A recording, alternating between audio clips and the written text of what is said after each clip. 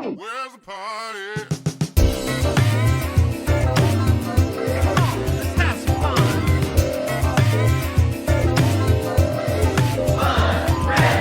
Sue, Hi, Shelley. and welcome to the Fun Grandma Podcast. Yep. I do have something actually fun today. Oh, great. There's a love little fun. scene from a TV show that maybe some of you have watched, Abbott Elementary, but let's take a look at this. Well, be careful of that back now. My arthritis is acting up. Your arthritis is. Oh, I love your moo-moo. Now that is an appropriate use of a moo-moo on a 100-year-old. Thank you, Mrs. Howard. You're welcome. Oh, little Miss Margaret. Girl, you look fabulous. Thank you. I'm you. You? I'm just as you.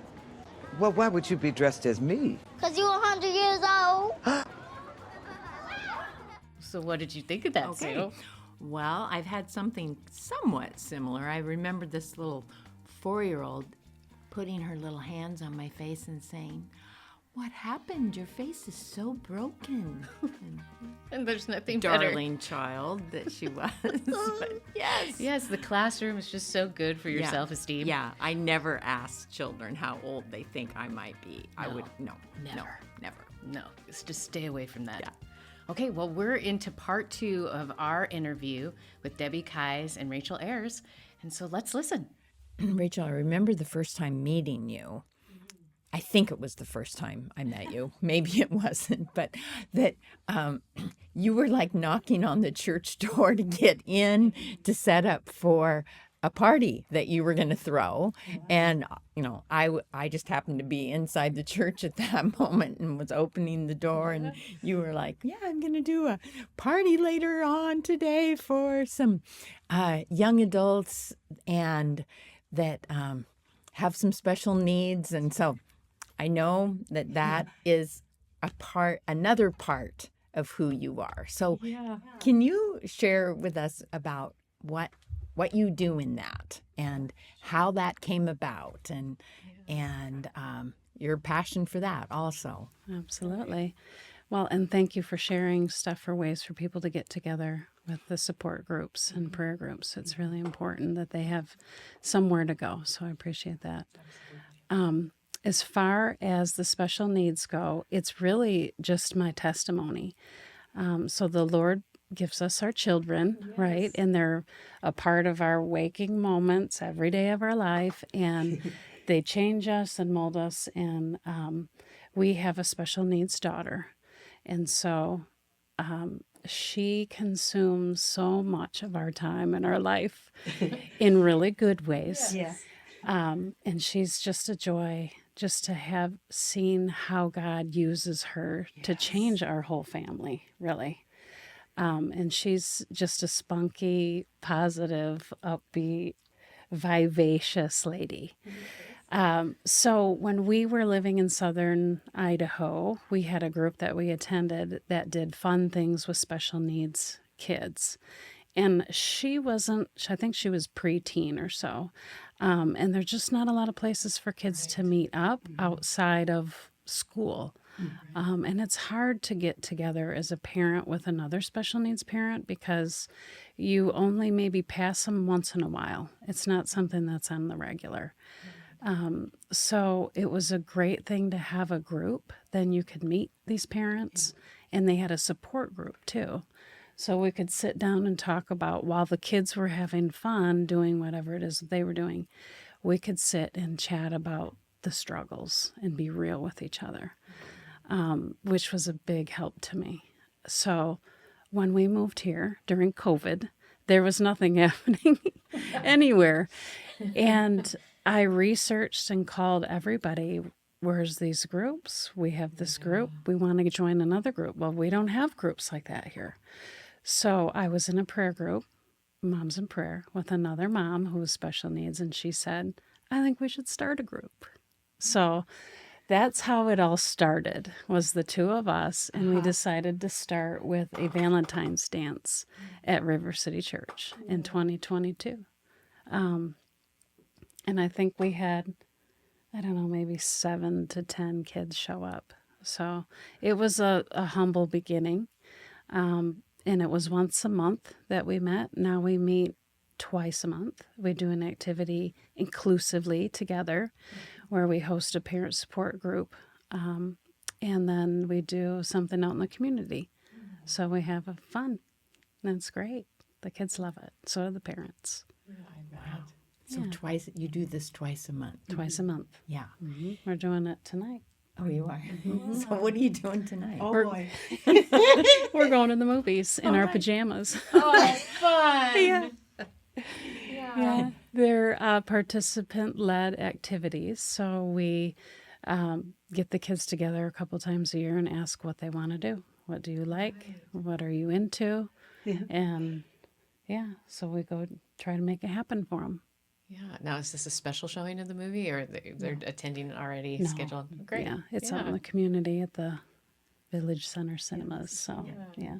Not much work for us tonight. No. Good. Other than helping buy tickets and maybe getting some popcorn and right. taking people to the bathroom. Right. Sure. Yeah. Well, that's great. Yeah. That is really good. Yeah, it is.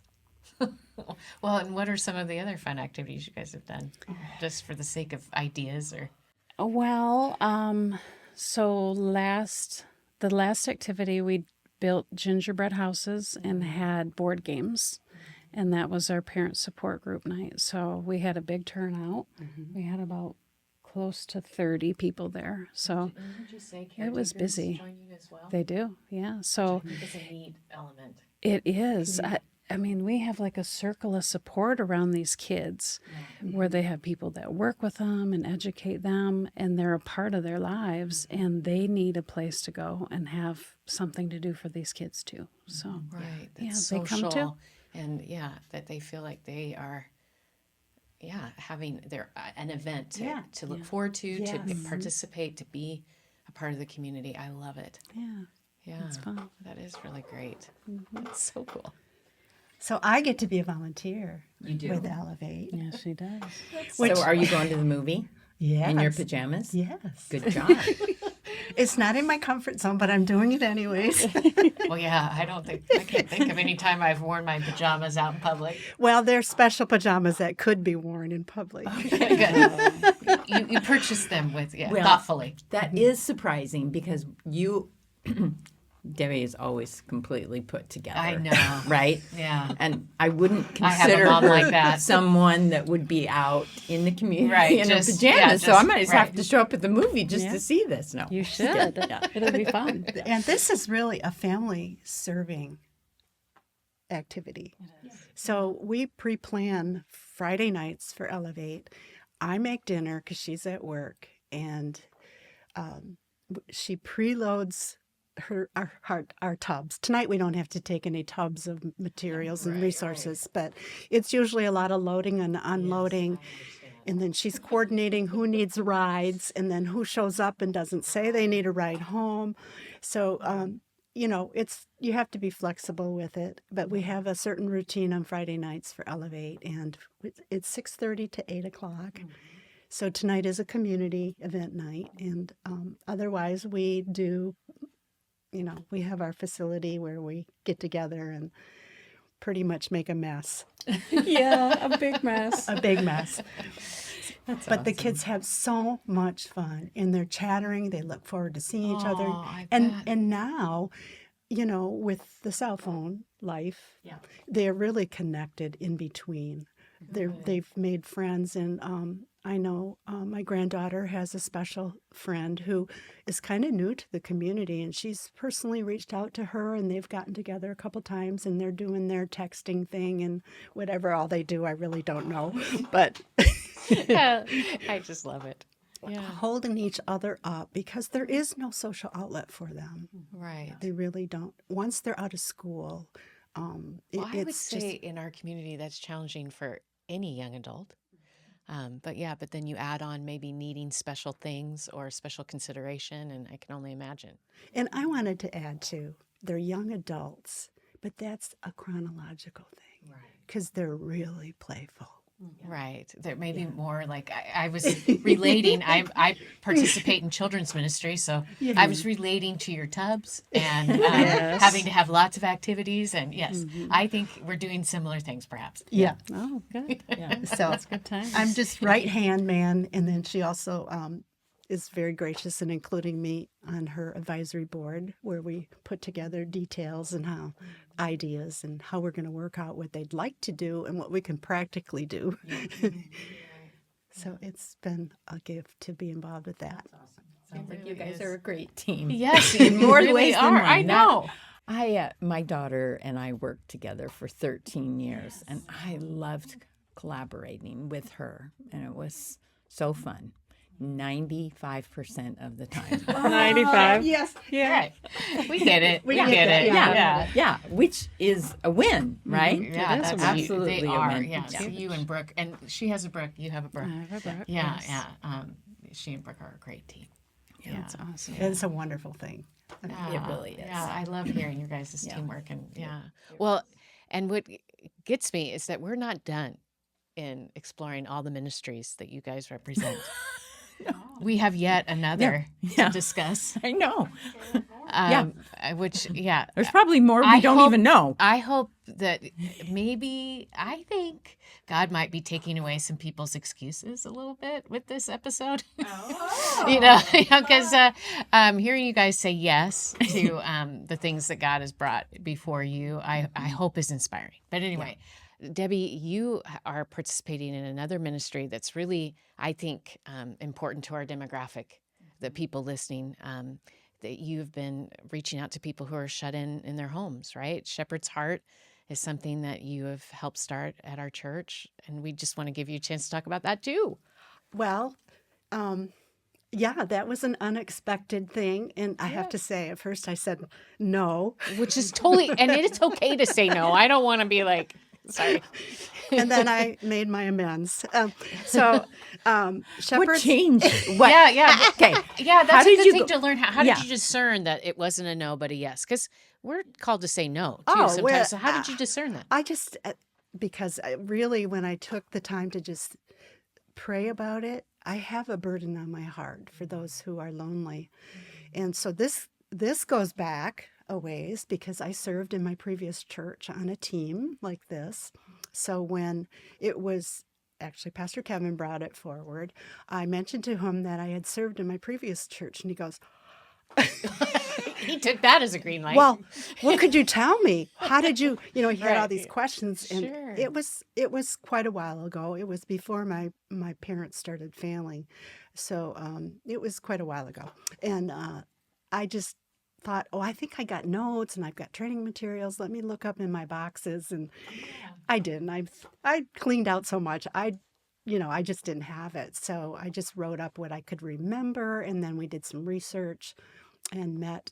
It took us a while to kind of pinpoint how far we wanted to take the homebound ministry. We felt that there was a strong demographic in Lewiston with aging population and retirement and parents coming to be with families. So we kind of just focused on the elderly as a place to start. And we see that in the church demographic as well, not just in the community. So we just started out just extending compassion to those who aren't able to get out of their house, aren't able to go to church, don't drive anymore, maybe have lost contact with home groups that they used to previously be involved in. And then also this was just after the COVID shutdowns. So there was a lost connection, I think, with people. Some of it fear-based that they would, especially an elderly person dealing with health issues, could be, exposed to something bad. So there was a noticeable thing going on that we felt like these people aren't being connected, they aren't being ministered to. And even though we have an online church service, it isn't the same as walking through the front door. And having a conversation with a person about how's your family, and getting a touch, maybe being prayed over, or receiving prophetic ministry. So we do offer communion for those who ask, and we've got a beautiful team put together, which I love volunteering with them. They all have such compassionate hearts. So we've been able to put some materials together and kind of step through what it would be like. Many of our volunteers have been dealing with family members and caregiving, so they have some experience to step into this with. And it's been wonderful. We have couples serving. We have widows serving, and working ladies serving. And it's a flexible thing to get involved with. So we just offer compassionate care to people in their homes and even into care facilities. And it's something we just do regular visits, regular touches. So many people are in nursing homes that just look forward to a visit, a little fellowship.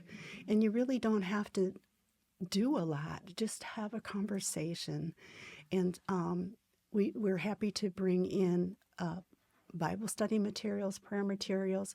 For some of the ladies that we have visited, they've been active members of the church, and they're very interested in, what is the church doing now? Tell me what's going on. And so we might bring in things about the new season, the winter season of life groups, and this is what's happening, and this is a new launch. And they're very eager to hear about the family that they loved, that they can't connect with anymore. So we have a lot of vision about what this could grow into, but right now this is where we're at. We launched this 2 years ago, and we've actually been had 23 people referred to us for spiritual care, and 15 volunteers who've been interested in serving. That's a lot of people involved. It's kind of big when I look at the first 2 years. But we've had people come and go. We've had people who have gone to heaven already that we've visited, and we've had volunteers who've rotated out into other areas that they're serving in now, and new people come in. So God is always, providing for it, and we just keep going on and on. And I'm involved in the prayer teams as well, so I get to hear those who are bringing prayers forward, prayer requests, and I'm able to quickly follow up with if anyone is in need of a home visit. And we get to pray over, people that are going through surgeries and maybe in a rehab facility in transitional way, that we can go visit them as well on a short period, or they may go into a family home, live with kids for a while. So we're always looking for ways to discover that. And we don't know how to reach them all, but we just are working within the community that we have available through the church. We have recorded a message for our online church service, inviting people who are watching because they can't get out, that we have this ministry available to contact the church office. So anyone who has a relative or a friend that, that they've prayed for and that they'd like to get extra help to come in and just minister to them, give spiritual care, they can contact the church office. And I think I have the number, 208-743-7101. And they'll be happy to get that information into our team, and we'll be happy to make a connection with them. So it's been a wonderful thing to serve on, and I got to do it before, so it doesn't feel like a big stretch for me. And I'm really enjoying it. I'm enjoying it's enlarging my circle as a new resident in Lewiston. Yeah, I bet. And I'm really enjoying that very much. It's awesome, Debbie. It's really great. Yeah. Well, Fun Grandma, our motto is pretty much what you guys, how you live. How you live. Right? So we say you should live it. Yeah. Let love be your greatest aim. So you guys are doing that in spades. But if you had to like say, what would you want said about you that would be like evidence that you let love be your greatest aim? How would it be put in words? What would it sound like? Like It sounds like you're asking about legacy. yes.